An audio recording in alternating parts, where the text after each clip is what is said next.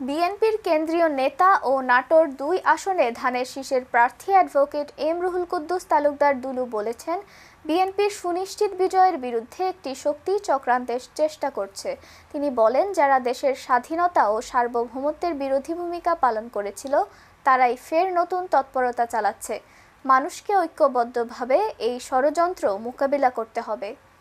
শনিবার ৩১ জানুয়ারি নাটোরের নলডাঙ্গা উপজেলার পিপরুল ইউনিয়নের কালীগঞ্জ এলাকায় নির্বাচনী প্রচারণার সময় তিনি এসব কথা বলেন। এ সময় অন্যান্যের মধ্যে উপস্থিত ছিলেন জেলা বিএনপির সদস্য শহীদুল্লাহ সোহেল, স্বেচ্ছাসেবক দলের সাবেক সাধারণ সম্পাদক রাসেল আহমেদ রনি, ওলামা দলের সাধারণ সম্পাদক শফিকুল ইসলাম, নলডাঙ্গা উপজেলা বিএনপির সাবেক সাংগঠনিক সম্পাদক শফিকুল ইসলাম বুলবুল, পিপরুল ইউনিয়ন বিএনপির সভাপতি হুমায়ুন শিকদার সহ বিএনপির স্থানীয় নেতৃবৃন্দ। কিন্তু আমি এই কথাটা বললাম, এই 20 বছরে একটা ঈদ পড়ছে কিনা। আমাদের সুনিশ্চিত বিজয়কে একটা শক্তি ষড়যন্ত্র চক্রান্ত করার চেষ্টা করছে।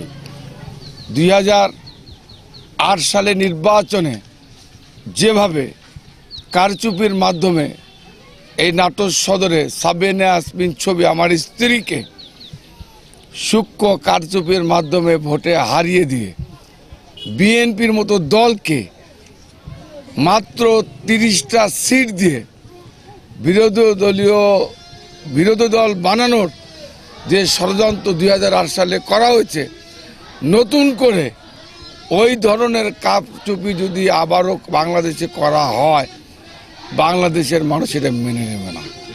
বাংলাদেশের মানুষ চায় একটা নিরপেক্ষ অবাধ নির্বাচন, এবং এই নির্বাচনকে ইঞ্জিনিয়ারিং করার জন্য একটা রাজনৈতিক গোষ্ঠী যারা বাংলাদেশের স্বাধীনতা সার্বভৌমত্বের যারা বিরোধী ভূমিকা পালন করেছে, এই গোষ্ঠী আবার নতুন করে তৎপর হয়েছে বাংলাদেশের মানুষকে ঐক্যবদ্ধভাবে এই ষড়যন্ত্রকে মোকাবেলা করতে। আমি আপনাদের মাধ্যমে বাংলাদেশের সচেতন সকল রাজনৈতিক দল, সকল ভোটারের কাছে আমার আহ্বান থাকবে, আপনারা সবাই ভোটের দিন ভোটের কেন্দ্রে উপস্থিত থেকে সচেতনভাবে, সজাগভাবে, ঐক্যবদ্ধভাবে তারা যেন কোনো নতুন ষড়যন্ত্র করতে না পারে, এই ষড়যন্ত্রকে মোকাবেলা করার